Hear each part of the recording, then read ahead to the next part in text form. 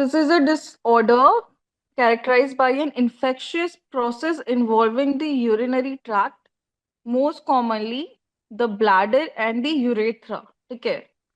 तो इसमें क्या हो रहा है, जो बैक्टीरियाज है वो एंटर कर रहे हैं यूरेथ्रा के थ्रू, वहां पे कॉलोनाइज कर रहे हैं जो ब्लैडर है वहां पे, और उसके सिचुएटेड जो एरिया है वहां पे वो कॉलोनाइज कर रहे हैं। ओके। सो उससे जी। क्या हो रहा है, यूरिनरी ट्रैक्ट इन्फेक्शन कॉज हो रहा है। बैक्टीरिया क्या करता है, अगर लोअर यूटीआई कॉज कर रहा है तो उसको सिस्टाइसिस कहते हैं। ठीक है, आइटिस लगने का मतलब है इन्फ्लेमेशन। ओके। प्रोस्टेट का है तो प्रोस्टाइटिस, यूरेथ्रा का है तो यूरेथ्राइटिस। ठीक है। जो इन्फेक्शन होता है लोअर यूरिनरी ट्रैक्ट का, वो क्या करता है, अपर यूरिनरी ट्रैक्ट इन्फेक्शन भी कॉज करता है। ठीक है। ये तब होता है जब जो इन्फेक्शन है वो किडनीज को अफेक्ट कर रही है, तो उसको कहते हैं पाइलोनेफ्राइटिस। ओके। ये एक सीरियस कंडीशन होता है और इसके कारण अक्यूट रीनल फेलियर भी होता है। तो पहले क्या हो रहा है, सबसे पहले कंटामिनेशन हो रहा है। ठीक। उसके बाद क्या हो रहा है, कॉलोनाइजेशन हो रहा है यूरेथ्रा और ब्लैडर में, किसका, इन्फेक्शन का, बैक्टीरिया का, जिससे क्या हो रहा है, इन्फ्लेमेटरी रिस्पॉन्स हो रहा है। ओके। उसके बाद क्या हो रहा है, न्यूट्रोफिल इनफिल्ट्रेशन हो रहा है, वहां पे न्यूट्रोफिल्स इकट्ठा हो रहे हैं जिसके कारण इनफिल्ट्रेशन हो रहा है because of the inflammation response. ठीक। तो क्या हो रहा है, बैक्टीरिया मल्टीप्लाई कर रहे हैं और हमारे इम्यून सिस्टम को इवेट कर रहे हैं, मतलब हमला कर रहे हैं। ठीक है। उससे क्या हो रहा है, जो सर्टेन हमारे वायरुलेंट फैक्टर है उसके कारण हमारे इम्यून सिस्टम अटैक हो रहा है। ठीक है। उसके बाद क्या हो रहा है, उनका असेशन हो रहा है किडनीज में, तो वो कॉलोनाइज करना है किडनी में जाकर। ठीक है। और अगर वही चीज फिर बैक्टीरिया जो है वो सर्कुलेशन में स्प्रेड करेंगे तो थ्रू रेनल वीन्स, तो क्या करेंगे, सेप्टिक शॉक करेंगे। ठीक है। अगर वो ट्रीट नहीं हो रहा है तो। ओके, समझ में आया अब? जो प्रेजेंट नहीं था उनको भी ये चीज क्लियर हुई? Yes ma'am. Okay, good. ठीक है। तो मैंने यही बताया था कि ये आपका ट्रैक्ट इन्फेक्शन होता है। ठीक है। तो देखो होता क्या है, अगर हम कोई भी चीज को प्रोलॉन्ग समय तक छोड़ देंगे तो ऑब्वियस सी बात है वो फैटल ज्यादा हो जाता है। तो सेम वे अगर ये अभी अक्यूट कंडीशन है तो वो एंटीबायोटिक से इमीडिएट ठीक हो जाएगा। बट अगर वो बहुत लंबा टाइम हो गया है तो बहुत बार क्या होता है, फिर आईवी फ्लूइड भी देना पड़ता है अगर वो इन्फेक्शन अपर यूटीआई में फैल गया है। अदरवाइज अमोक्सिसिलिन जो ओरल एंटीबायोटिक्स होते हैं उससे वो ठीक हो जाता है। तो जो रिस्क फैक्टर्स हैं वो मैंने आपको बताया था कि फीमेल्स में क्या थे। सो रिस्क फैक्टर्स में देख लो, आइट्रोजेनिक है, बिहेवियरल है, एनाटॉमिक है और जेनेटिक है। ठीक है। तो फीमेल रिस्क फैक्टर की बात करें तो यूरिनरी कैथेटर, ठीक है, या प्रेगनेंसी हो गई। प्रेगनेंसी में मैंने बताया था कि जब यूरिन जो हमारा है उसका स्टेटस हो जा रहा है, क्योंकि वहां पे स्मूथ मसल के रिलैक्सेशन होते हैं, तो ज्यादा समय तक क्या होता है, हमारा यूरिन जो है ब्लैडर में स्टोर्ड होता है। ठीक है। या मेनोपॉज हो गया, क्योंकि मोनोपॉज के टाइम क्या होता है, वजाइना हमारी ड्राई रहती है इस कारण। ठीक। Sexual intercourse with multiple partners, urinary stone या कॉन्डम्स। ठीक है। और फीमेल अपने आप में एक रीजन होती है यूटीआई की, फीमेल्स को मेल्स के कंपैरिजन में यूटीआई ज्यादा होता है। ओके।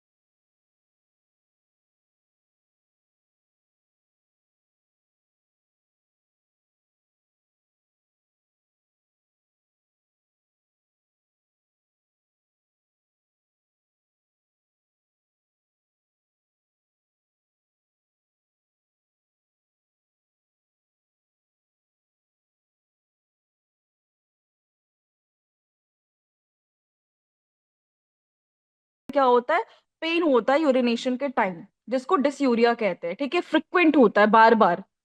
उसके अलावा हेमिट्यूरिया, कि आपको ब्लड निकल रहा है ड्यूरिंग यूरिनेशन, ठीक है। उसके अलावा सुप्राप्यूबिक डिस्कम्फर्ट। उसके अलावा क्या होता है, एक बर्निंग अर्जेंसी होती है ना। अपर यूटीआई में मलेज होता है आपको। उसके अलावा फीवर है, ठीक है। राइगर, वॉमिटिंग, ठीक है। लॉइन का पेन होता है। तो जब हम ये अगर कोई पेशेंट आपके पास आ रहा है ये सारे साइंस एंड सिम्टम्स लेकर, देखो वो जो पॉइंट्स दिए हुए हैं, तो फिर हम उन्हें एडवाइस करते हैं यूरिन यूरिन का डिप्स्टिक या फिर यूरिन माइक्रोस्कोपी। तो माइक्रोस्कोपी कराएंगे तो हमें पता चल जाएगा कि बैक्टीरिया ने कॉलोनाइज किया है। ओके। तो ये चीजें होती हैं पता करने के लिए। दूसरी चीज कि जो ग्रोथ होता है वो आपका मोर देन 10 का पावर 5 CFU/ml होता है। तब मतलब इसका ये होता है कि हाँ वहां पे आपके इन्फेक्शन है। ओके। तो अगर इन्फेक्शन अवेयर नहीं है तो आप उनको एंटीबायोटिक्स ओरल एडवाइस कर दोगे, एमॉक्सिसिलिन, डॉक्सीसाइक्लिन, अजिथ्रोमाइसिन एक्सेट्रा। अगर सवेयर है तो आप उनको आईवी एंटीबायोटिक्स दोगे, ठीक। तो अब हम पढ़ रहे थे नेचुरोपैथी। और हाँ, सबसे जो आपका कॉमन होता है वो भी मैंने आपको बताया था, और उसके साथ जो क्लासिफिकेशन ऑफ यूटीआई थे वो भी मैंने आपको बताए थे, ठीक है। देखो, फर्स्ट एंड फॉरमोस्ट ये याद रखो, हाइड्रेशन, ठीक है। अगर हाइड्रेशन नहीं होगा तो क्या होगा, आपका यूरिन कंसंट्रेटेड होगा, ठीक है। ये चीज याद रखना। तो hydration first and foremost, hydration in the form of water, vegetable juice, coconut water, anything. 2.5 to 3 liters of per day consumption is very important। ये आप पेशेंट को फर्स्ट एंड फॉरमोस्ट एडवाइस करोगे, ठीक है। उसके अलावा जो स्पेसिफिक चीजें होती हैं यूटीआई के लिए, उसमें आपका क्रैनबेरी जूस, ठीक है। क्रैनबेरी जूस जो होता है वो आपका रिच इन फ्लेवोनॉल्स होता है, ठीक है।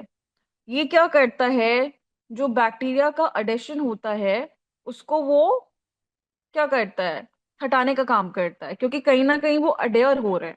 जब हमारे शरीर में जाएंगे तो कहीं ना कहीं तो वो अडेयर होंगे ना। तो ये क्या कर रहा है, ये इनहिबिट करने का काम कर रहा है बैक्टीरिया के अडेशन को। All right.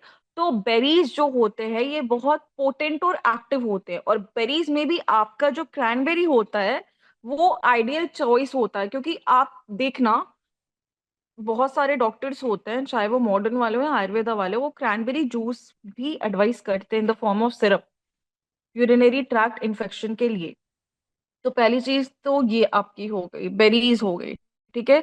उसके अलावा न्यूट्रिएंट्स, ऐसे न्यूट्रिएंट्स का इनटेक करना जिससे क्या हो कि जो हमारा होस्ट है, हम ही होस्ट है, ठीक है। तो जो हमारा होस्ट बॉडी है वो क्या हो, उसके पास इम्यून की एडवांटेज हो, इम्यून सिस्टम की, ठीक है। और अगर इन्वेजन हो भी रहा है बैक्टीरियाज का तो लॉन्ग लास्ट ना कर पाए, वो फ्लश आउट हो जाए। तो ऐसे न्यूट्रिएंट्स में आपके आयरन, कॉपर और जिंक आते हैं, ठीक है। इसके इनटेक से क्या होगा कि ये आपको क्या करेंगे, एक एडवांटेज देंगे इन्वेट करने के लिए ऑर्गेनिजम्स को। तो आप कॉपर को कॉपर के लोटे में भी यूज कर सकते हो, उसी तरह जिंक्स को और आयरन को नट्स और सीड हो गए, और आयरन के लिए आप गुड़ वगैरह ले सकते हो, फ्रेश लीफी ग्रीन्स ले सकते हो। ये सारे आइडियल सोर्सेज हैं इन द फॉर्म ऑफ सूप और वेजिटेबल जूस एक्सेट्रा। या फिर आप उसको वेजिटेबल जूस फास्टिंग करा सकते हो, ठीक है। ये चीज। उसके अलावा योगर्ट, योगर्ट जो होता है वो बहुत अच्छा होता है, ठीक है, इन द प्रोग्नोस्टिक एफिकेसी, ठीक है। इसके अलावा आपका बाली का वाटर, ठीक है, ये क्या करता है, रिहाइड्रेशन में मदद करता है, रिहाइड्रेशन, ठीक है। क्योंकि बॉडी हमारी डिहाइड्रेट होती है ना, तो बाली का जो पानी होता है वो बहुत ही अच्छा काम करता है। उसके अलावा आप स्ट्रॉबेरीज भी प्रेस्क्राइब कर सकते हो, ब्लूबेरीज भी प्रेस्क्राइब कर सकते हो, प्लम्स भी प्रेस्क्राइब कर सकते हो, एप्पल्स भी कर सकते हो। एप्पल्स भी अच्छा होता है, ग्रीन एप्पल्स, ठीक है, ग्रीन एप्पल या आपके नॉर्मल जो एप्पल्स होते हैं वो। तो ये चीजें जो होती है बहुत अच्छी होती हैं in the case of UTI. Okay. तो हाइड्रोथेरेपी में हमने पढ़ा था कि हाइड्रोथेरेपी बेसिकली क्या होता है, एक होलिस्टिक अप्रोच होता है। ये तभी इफेक्टिव होता है जब आप इसको डाइट थेरेपी के साथ दे रहे हो। तो पहले मैंने ही आपको बता दिया कि वाटर हाइड्रेशन इंपॉर्टेंट है, तो वाटर ड्रिंकिंग देखो पॉइंट में भी दिया है कि ये जो है ये सबसे इंपॉर्टेंट थेरापेटिक मेजर है, ठीक है। क्योंकि आप फ्लूइड इनटेक करोगे तभी तो बैक्टीरिया फ्लश आउट होंगी पेशाब के रास्ते। इसीलिए आपका फ्लूइड इनटेक प्रॉपर होना चाहिए, ओके। ये क्या करेगा, पहली चीज तो बैक्टीरिया एधरेशन को प्रिवेंट करेगा। अधेर मतलब कि वो कहीं ना कहीं जाके स्टिक हो रहे हैं, ठीक है, ज्वाइंट हो रहे हैं। तो जब हम ये करेंगे, टोटल फ्लूइड कंजप्शन करेंगे, तो उससे क्या होगा कि टॉक्सिस जो है वो फ्लश होंगे, ठीक। तो ये चीज पहली पॉइंट हो गई।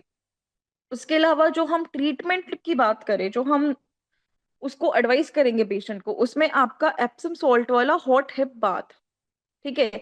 ये क्या करता है, अगर पेशेंट को पेल्विक पेन है, ठीक है, पेल्विक रीजन में उसको पेन है, तो हम अगर उसको गर्म पानी वाला हिब्बा देंगे तो उससे क्या होगा कि पेन में रिलीफ मिलेगा, ठीक है। तो आप 15 से 20 मिनट के लिए दे सकते हो। तो जब आप हिब्बा दे रहे हो और उसमें आप हॉट वाटर यूज कर रहे हो, तो सबसे पहले आप पेशेंट को 1 से 2 ग्लास पानी पीने को बोलोगे और कोल्ड कॉम्प्रेस उसके हेड पे रहेगा, क्योंकि हम यहाँ पे हॉट वाटर थेरेपी दे रहे हैं, ओके। तो पहली चीज ये हो गई, ठीक है। दूसरा, हम alternate hot and cold hip bath भी दे सकते हैं। इससे क्या होगा कि पहली चीज तो ये कि ये आपका दो टेम्परेचर मेंटेन कर रहा है, तो आपका जो ब्लड सर्कुलेशन है वो इमीडिएटली क्या होगा, इम्प्रोवाइज होगा, ठीक है। तो आपके जो पेल्विक एरिया है वहां पे आपका फंक्शन क्या होगा, वो प्रॉपर होगा, और जो फ्लशिंग आउट ऑफ बैक्टीरियाज है वो और ज्यादा एफिशिएंट हो जाएगा, ठीक है। तो ये जो पॉइंट दिया है कि soaking the pelvis in hot water for 4 to 5 minutes, उसके बाद in cool water for 30 to 40 seconds, ठीक है। और इसको 5 से 6 बार हम रिपीट करेंगे। तो ये क्या करेगा, ब्लड सर्कुलेशन को हमारे इम्प्रूव करेगा, और हमारा जो वजाइना और यूटीआई इन्फेक्शन है उसको हील करेगा। क्योंकि पानी क्या होता है, ये नेचुरल हीलर होता है, ठीक है। और जब हम दो टेम्परेचर मेंटेन करते, मैंने पहले भी बताया, वो क्या करता है, वो हीलिंग प्रोसेस को बढ़ा भी देता है, और साथ ही साथ हमारा जो ब्लड सर्कुलेशन होता है उसको भी वो इम्प्रूव कर देता है, ठीक है। तो ये अच्छा रहेगा। मगर अगर पेशेंट को पेन है तो आप ऑल्टरनेट करके दोगे। मींस एक दिन आप उसको हॉट बाथ दोगे तो दूसरे दिन आप उसको alternate hot and cold sitz bath दे सकते हो, ठीक है। ये चीज आप कर सकते हो। उसके अलावा जो किडनी पैक्स होते हैं या फिर वेट गर्डर पैक होते हैं, वो बहुत अच्छा होता है। इससे क्या होता है, जो यूरिनरी आउटपुट होता है वो हमारा इम्प्रोवाइज होता है, ठीक है। तो हम ये भी दे सकते हैं, wet girdle pack, T pack, kidney packs to the patient, ठीक। उसके अलावा पॉइंट ये है कि the recuperative and healing properties of hydrotherapy are based on its mechanical and और थर्मल इफेक्ट्स, ठीक है। Which means it exploits the body's reaction to hot and cold stimuli, to the prolonged application of heat, to pressure exerted by the water, and to the sensation it gives.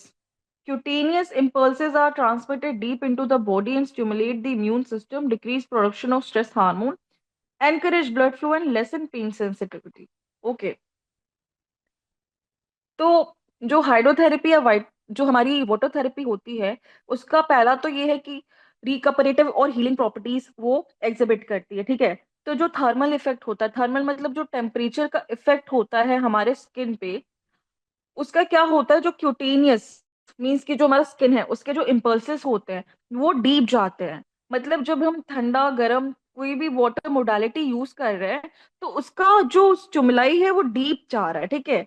तो वो impulses क्या कर रहे हैं, हमारे immune response को भी activate करने का काम कर रहे हैं। तो जब वो एक्टिवेट होते हैं तो हमारा जो स्ट्रेस प्रोडक्शन होता है, स्ट्रेस हार्मोन का, वो तो कम होता है, साथ साथ हमारे जो खून का वो फ्लो होता है वो भी बढ़ता है। और जो हमारा पेन होता है वो क्या होता है, अल्टीमेटली कम होता है, अगर हम इसको for a period of time continue करते हैं तो, ठीक है। तो ये आपका क्या होता है, हाइड्रोथेरेपी होता है। और हाइड्रोथेरेपी क्या होता है, ये in the case of UTI बहुत इफेक्टिव होता है, ठीक है। बिकॉज पहला तो आप वाटर ड्रिंकिंग कर रहे हो, इंटरनल इनटेक कर रहे हो। दूसरी चीज, आप पेन के लिए उसको यूज कर रहे हो, और साथ ही साथ आप इसको हीलिंग के लिए भी यूज कर रहे हो, ठीक है। तो ये काफी इफेक्टिव होता है। फिर सन बाथिंग। तो सन बाथिंग जो होता है, इसमें हम क्या कर रहे हैं, हम सन एक्सपोजर प्रोवाइड कर रहे हैं पेशेंट को फॉर 15 to 20 मिनट्स, ठीक है।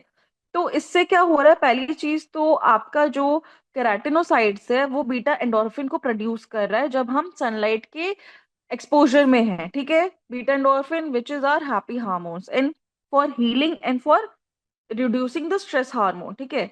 और दूसरी चीज की सनलाइट में क्या होता है, एबिलिटी होती है हमारे बॉडी के विटामिन डी सप्लाई को बूस्ट करने की, ठीक है।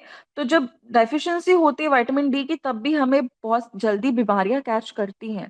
तो अगर उसका ऑप्टिमम लेवल है तो बॉडी भी क्या होती है, हेल्दी होती है, एक्टिव होती है, और उसका इम्यून रिस्पॉन्स भी बेटर होता है, ठीक है। तो सन एक्सपोजर मल्टीपल बीमारियों के लिए बहुत ही अच्छा होता है। तो सन एक्सपोजर बेसिकली क्या कर रहा है, सन एक्सपोजर क्या कर रहा है, हमें ये प्रोटेक्शन दे रहा है अगेंस्ट इन्फेक्शंस। कैसे दे रहा है, सन एक्सपोजर के कारण हमारा जो बॉडी का विटामिन डी का लेवल है वो बूस्ट हो रहा है, ठीक है।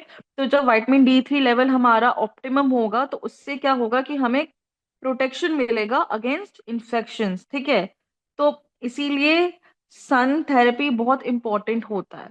तो अगर हम किसी पेशेंट को दे रहे हैं जिसको बार बार हो रहा है यूटीआई, तो इसमें क्या होगा कि उसका इम्यून जो है ना, इम्यून सिस्टम जो है वो भी इम्प्रोवाइज होगा, ठीक है। क्योंकि बहुत सारे पेशेंट ऐसे होते हैं ना कि उनको बार बार होता है या फिर वो बार बार बीमार पड़ते हैं, क्यों? क्योंकि उनका इम्यून सिस्टम उतना इफेक्टिव नहीं है। तो sun therapy one of the reason है जिससे क्या होता होगा कि हीलिंग प्रोसेस आपका बेटर होगा और इम्यून रिस्पॉन्स भी आपका एक्टिव होगा। तो हम जो है ये in the form of sun charge coloured water के तौर पे भी ले सकते हैं, या फिर कंप्लीटली एक्सपोज कर सकते हैं अपनी बॉडी को इन सनलाइट, ठीक है। ये भी कर सकते हैं, इट डिपेंड्स। फिर मड थेरेपी। तो मड जो होता है, ये पहली चीज तो ये रिच होता है फ्री इलेक्ट्रॉन्स में, ठीक है। तो जब हमारे बॉडी में फ्री इलेक्ट्रॉन्स ट्रांसफर होते हैं तो उससे क्या होता है, वो एक्ट करते हैं एंटी इंफ्लेमेटरी एजेंट्स की तरह। प्लस वो प्रमोट करते हैं फ्री रेडिकल स्कैवेंजिंग, ठीक है। तो इससे क्या होता है, हमारा जो सिंपैथेटिक टोन होता है और सेल का जो ऑल्टरेशन होता है वो होता है जब हम मेट थेरेपी अप्लाई करते हैं। तो जब हम abdomen पे मेट थेरेपी अप्लाई करते हैं तो इससे क्या होता है ना, इन्फ्लेमेटरी रिएक्शंस जो होता है वो आपके प्लेसेट होते हैं और साथ ही साथ ये हीलिंग को प्रमोट करने का काम करते हैं। तो जो मड होगा वो हम कौन सा लेंगे, हम ब्लैक मड भी ले सकते हैं, या फिर हम जो नॉन पॉल्यूटेड जो मड होता है यूजुअली जो यूज करते हैं, जो हमें इजीली अवेलेबल होता है, जो कि हम 5 से 10 फिट डीप जो होते हैं गड्ढे वहां से एक्सट्रैक्ट करते हैं। स्पेशली गांव के हो गए या फिर नदी के पास वाले जो हो गए, वो सबसे बेस्ट होते हैं क्योंकि वो केमिकल लेस होते हैं और उससे इफेक्ट भी ज्यादा अच्छा बेटर होता है, तो वो हम यूज करेंगे। तो उससे क्या होगा ना कि हमारा जो abdomen पे प्लेस करे तो वहां पे हमारे क्या हो रहा है, हमारे सारे के सारे एक्सक्रीटरी ऑर्गन्स आ जा रहे हैं। तो जब हम उसको प्लेस करेंगे तो एक हमें कूल सेंसेशन फील होगा। तो वहां पे जब कूलिंग सेंसेशन होगा तो मीन्स कि वहां पे उस हिस्से में क्या हो रहा है, हमारा ब्लड का फ्लो भी बढ़ रहा है। और साथ ही साथ क्या हो रहा है कि एंटी इन्फ्लेमेटरी रिस्पॉन्स भी चल रहा है। क्यों? क्योंकि जो ये हमारी मिट्टी है वो रिच इन मिनरल्स है और रिच इन फ्री इलेक्ट्रॉन्स है, तो जो फैसिलिटेट कर रही है हमारे बॉडी को हील करने में, ठीक है।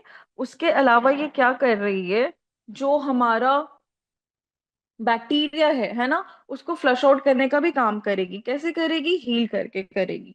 तो हम अगर इसको अप्लाई कर रहे हैं कम से कम मिनिमम 25 एवरी डे, ठीक है। तो ये अच्छा काम करेगी फॉर एटलीस्ट 1 हफ्ते से लेके 10 डेज तक मिनिमम। और उसको हम एक्सटेंड भी कर सकते हैं according to the severity of the disease. All right, तो हम ये चीज कर सकते हैं। फिर योगा थेरेपी। तो योगा थेरेपी जो है वो क्या होता है, ब्लेंड होता है फिजियोलॉजिकल और साइकोलॉजिकल थेरापेटिक्स का, ठीक है। तो ये क्या होता है, हमारे पंचकोशास में डिवाइड होता है, ठीक है। पंचकोशास के बारे में किसी को पता है? ये पंचकोशस क्या होते हैं? हाँ मैडम, अन्नमय हाँ। कोश, मनोमय कोश, विज्ञानमय कोश, वो जो हम्म। कोश होते हैं ना, वो हाँ आनंदमय कोश, आनंदमय कोश हाँ होता है। हाँ हाँ, गुड। ठीक है, तो ये पंचकोशा से हमारी जो बॉडी है बनी है अकॉर्डिंग टू योगा थेरेपी। ठीक है, तो इन पूरे कोशास में हीलिंग होता है। मीन्स कि फिजियोलॉजिकल और साइकोलॉजिकल दोनों लेवल पे जब हम योगा करते हैं तो उसका असर होता है। तो उसके असर से क्या होता है? हीलिंग होता है। फर्स्ट चीज, अगर कोई किसी बीमारी से सफर कर रहा है, लेकिन अगर कोई हेल्दी है तो वो उसकी लॉन्गेविटी को बढ़ा रहा है, उसकी लाइफ क्या हो रही है, वो बेटर हो रही है। ठीक है, दूसरी चीज ये, इसके अलावा जो योगा होता है ये क्या करता है, ये आपने पढ़ा होगा जब योगा फिलॉसफी पढ़ा होगा तो, कि ये हमारे मस्कुलर स्ट्रेंथ को बढ़ाता है और हमारी बॉडी की फ्लेक्सिबिलिटी को। जब हम रेगुलर प्रैक्टिस ऑफ योगा करते हैं, जो हमारे स्टिफ मसल्स रहते हैं धीरे धीरे क्या होते हैं, लूजन अप होते हैं, जिससे जो हमारी बॉडी की फ्लेक्सिबिलिटी है वो भी बढ़ती है और हमारा जो मस्कुलर स्ट्रेंथ है वो भी इनहेंस होता है। ठीक है, उसके अलावा ये रेस्पिरेटरी और कार्डियोवास्कुलर सिस्टम को भी इम्प्रूव करने का काम करता है। क्योंकि जब हम प्राणायाम कर रहे हैं, हम ब्रीदिंग एक्सरसाइजेस कर रहे हैं, और इवन हम अगर आसनास भी कर रहे हैं, तो उसमें पहली चीज तो ये, अगर आप आइडियली कर रहे हैं तो वहां पे आप रिटेंशन ऑफ ब्रेथ करते हो। ठीक है, जब आप बैकवर्ड बेंडिंग कर रहे हो तो आप सांस ले रहे हो, फॉरवर्ड बेंडिंग में आप सांस को छोड़ रहे हो, इन बिटवीन आप सांस को होल्ड कर रहे हो। तो इससे क्या हो रहा है, आपका जो रेस्पिरेटरी फंक्शन है ना वो भी स्ट्रांग हो रहा है, आपका जो लंग कैपेसिटी है वो बढ़ रहा है। तो उससे क्या होगा, लंग कैपेसिटी बढ़ने के साथ साथ जो गश ऑफ ब्लड है वो आपके सर्कुलेशन को भी इम्प्रोवाइज करेगा, तो उसका सीधा सीधा इफेक्ट आपके कार्डियोवास्कुलर फंक्शन पे जाएगा। ठीक है, होता क्या है कि जब हम, मान लो अगर कोई इन्वर्टेड पोज कर रहा है, चक्रासन कर रहा है, ठीक है, तो हम जब कर रहे हैं तो उस टाइम क्या हो रहा है, पहले तो एक टेंशन क्रिएट हो रहा है बॉडी में। ठीक, टेंशन क्रिएट हो रहा है तो उस टाइम क्या हो रहा है, आपका जो ऑक्सीजन लेवल है वो पहले डाउन जाएगा। ठीक है, डाउन जाने के बाद उस टाइम आपका CO2 लेवल जो है वो एक्सीड करेगा। बट जैसे ही आप रिलीज करते हो तब आपका ऑक्सीजन लेवल जो है वो हाई हो जाता है और CO2 जो है फ्लश आउट हो जाता है, लो हो जाता है। ठीक है, तो ये क्या कर रहा है, आपके लंग्स पे इसका असर हो रहा है, आपके हार्ट पे इसका असर हो रहा है, और जो एसोसिएटेड ऑर्गन है जहाँ पे आपका पूरा का पूरा वो जा रहा है, अटेंशन जा रहा है, वहां पे भी उसका असर पड़ता है। ठीक है, जैसे उष्ट्रासन हम कर रहे हैं तो उष्ट्रासन में हमारा जो विशुद्धि चक्र है उस पे हमारा पूरा का पूरा ध्यान जा रहा है। ठीक है, उसके साथ साथ जो हमारा पेल्विक एरिया है, वो सारी चीजें, तो वहां पे जब वो चीजें जाएंगी तो क्या होगा, एसोसिएटेड ऑर्गन्स पे भी उसका असर पड़ेगा और हमारे लंग्स पे भी पड़ेगा और हमारे हार्ट पे भी पड़ेगा। ठीक है, थर्ड पॉइंट में क्या है, ये रिकवरी को प्रमोट करता है और ट्रीटमेंट करता है एडिक्शन का। ठीक है, तो कोई भी चीज है वो बेटर रिकवर होती है अगर हम ट्रीटमेंट्स के साथ योगा को भी इंक्लूड करते हैं, है ना। साथ ही साथ जब हम ये चीजें करेंगे तो ऑब्वियस सी बात है कि देखो कोई भी एक्सरसाइज हो, ठीक है, एक्सरसाइज क्या करता है, हैप्पी हार्मोन्स को रिलीज करता है, वेदर इट्स आपका डोपामिन है, एंडोर्फिन है, सेरोटोनिन है या ऑक्सीटोसिन है। ठीक है, उसको लेने के और भी तरीके होते हैं, बट अगर आप थ्रू योगा कर रहे हो या कोई एक्सरसाइज कर रहे हो तो आपके हैप्पी हार्मोन्स रिलीज हो रहे हैं।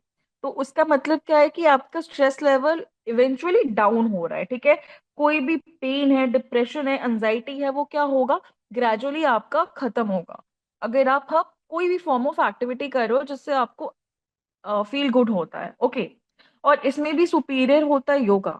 क्यों? क्योंकि वो आपके कोशास पे एक्ट कर रहा है, वो आपके फिजियोलॉजिकल और साइकोलॉजिकल एस्पेक्ट पे एक्ट कर रहा है, जिससे क्या हो रहा है कि आपकी स्ट्रेस रिड्यूस हो रही है। जब हम सारा योगासना कंबाइन करते हैं विद प्राणायाम इन हमारा मेडिटेशन, तो क्या होता है, उसका ऑप्टिमम हमें बेनिफिट मिलता है। ठीक है, क्योंकि ये अकॉर्डिंग टू रिसर्च प्रूवन है, जब हम प्राणायाम करते हैं और मेडिटेशन करते हैं तो उसका इफेक्ट हमारे सेंट्रल नर्वस सिस्टम पे जाता है, कार्डियोवैस्कुलर सिस्टम पे जाता है। तो सेंट्रल नर्वस सिस्टम पे जा रहा है, इसका मतलब क्या है, आपके सिंपैथेटिक एंड पैरासिम्पैथेटिक दोनों एस्पेक्ट्स पे वो एक्ट कर रहा है, जिसके कारण क्या हो रहा है, आपके रिलैक्सेशन और कामनेस ऑफ ब्रेन हो रहा है, साथ ही साथ आप बेटर और ज्यादा एफिशिएंटली कोई भी काम करोगे, आपका फोकस लेवल बढ़ेगा, आपका कंसंट्रेशन बढ़ेगा, आपकी मेमोरी इनहेंस होगी, और chances of any CNS disorder आपके कम होंगे। ओके। जैसे कि अल्जाइमर्स या कोई ऐसे डिजीज जिसमें आपका ब्रेन रिलेटेड डिजीज है, ओके, सेंट्रल नर्वस सिस्टम पे जिसका इफेक्ट पड़ रहा है, वो कम होते अगर हम अपने ब्रेन को एक्टिव रखते हैं। जो लोग ज्यादा एक्टिविटीज में इन्वॉल्व होते हैं, जिनकी लाइफ सेडेंटरी नहीं होती है, उनको कोमॉर्बिडिटी या morbidity cause due to sedentary lifestyle कम होती है। तो उसमें आपको मैंने अल्जाइमर्स पढ़ाया है, तो अल्जाइमर्स में मैंने ये भी बताया था, अगर हम एक्टिव हैं, हमारा ब्रेन प्रॉपर फंक्शन कर रहा है, ठीक है, हम अगर डेली कोई न्यूज़पेपर भी पढ़ रहे हैं या फिर एक ही दो ही पेजेस पढ़ रहे हैं, मीन्स हम अपने ब्रेन को यूज कर रहे हैं। ओके। और ये बहुत ही इंपॉर्टेंट होता है, ऐसा सर्वेज और रिपोर्ट्स में देखा गया है कि अगर हम डेली कुछ भी पढ़ रहे हैं, हम अपने ब्रेन के फंक्शनिंग को ऑप्टिमम रखा है हमने, तो chances of brain disorder, brain disease जो है वो कम होते हैं। ओके। जो फॉरगेटफुलनेस होता है, जो ओल्ड एज में होता है, वो भी कम होता है, जो हमारी जेरियाट्रिक बीमारियां होती हैं। बेसिकली जीरियाट्रिक्स क्या होता है, वो आपका रिजल्ट ऑफ एडोलसेंट लाइफस्टाइल होता है। हम अभी जो कर रहे हैं उसके जितने भी आपके इफेक्ट्स हैं वो आपको ओल्ड एज में मिलते हैं। अगर आप अभी अपना पूरा यूटिलाइजेशन एक हेल्दी लाइफस्टाइल के लिए कर रहे हो फॉलो करके, तो आपका जो ओल्ड एज होगा वो बेटर होगा। ठीक है, क्योंकि देखो, लाइफ में सबसे इंपॉर्टेंट हेल्थ होती है। अगर आपकी हेल्थ अच्छी है तो you can do anything, because you will feel good mentally and physically. अगर हमारी हेल्थ जो है वो कहीं ना कहीं डिस्टर्ब होती है, तो हम क्या कहीं भी फोकस नहीं कर पाते। इसलिए अगर हम उसको अभी प्रायोरिटाइज करेंगे तो उसके जितने भी हेल्थ बेनिफिट्स हैं वो हमें आगे जाके भी मिलेंगे। दैट इज वाई योगा को बोला गया है कि वो लॉन्गेविटी और रिजुविनेशन और बॉडी फंक्शनिंग के लिए बहुत अच्छी होती है। सो ये एक हेल्दी पर्सन को भी करना चाहिए, और कोई अगर डिजीज्ड पर्सन है उसको भी करना चाहिए। ओके। तो ये क्या करता है, हमारे ओवरऑल वेलबींग को और क्वालिटी ऑफ लाइफ को इम्प्रोवाइज करता है। तो इसमें कुछ योगासनास दिए हैं। फॉर एग्जाम्पल, आपका ताड़ासन हो गया, उत्कट आसन हो गया, त्रिकोण आसन हो गया। देखो यहाँ पे सारी चीजें क्या है ना, आपके पेल्विक मसल्स पे आपका सारा का सारा वो पड़ेगा, ध्यान पड़ेगा। ठीक है, स्ट्रेचिंग होगी। मलासन हो गया, ठीक, विपरीत करनी हो गई, सलम सेतु बद्धासन हो गया, सुबद्ध कोण आसन हो गया, सब आसन हो गया। ठीक है, ये आपका क्या करेगा, यूरिनरी इनकॉन्टिनेंस को कम करेगा। मतलब बार बार जो हमें पेशाब जाने की अर्जेंसी हो रही है, हम होल्ड नहीं कर पा रहे, उसको कम करेगा। क्यों? क्योंकि ये हमारे पेल्विक मसल पे काम कर रहा है। मल आसन बहुत अच्छा होता है। उसी तरह मूल बंधा का अभ्यास भी बहुत अच्छा होता है। ठीक है। और मैंने लास्ट क्लास में आप लोगों को केगल्स एक्सरसाइज के बारे में बताया था। ओके। तो उसके बारे में आप लोगों ने पढ़ा था, व्हाट इज केगल्स एक्सरसाइज, ये मैंने बताया था लास्ट क्लास में, इन योगिक प्रैक्टिसेस के अलावा। किसी को पता है व्हाट इज केगल एक्सरसाइज?